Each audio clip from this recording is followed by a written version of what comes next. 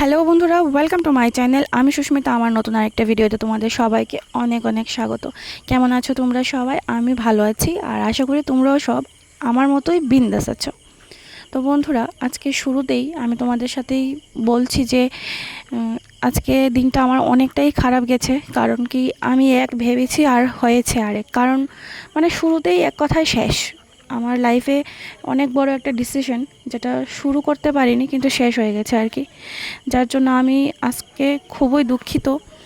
কারণ মানে মনের দিক থেকে, শরীরের দিক থেকে, সব দিকেই আজকে আমার দিনটা খুবই কষ্টজনক গেছে। আসলে আমি তোমাদেরকে বলছি, খুলে না বললে হয়তো তোমরা বুঝতে পারবে না। আমি তো বিবাহিত, আর বিয়ের পরে পড়াশোনা করাটা অনেকটাই চাপের।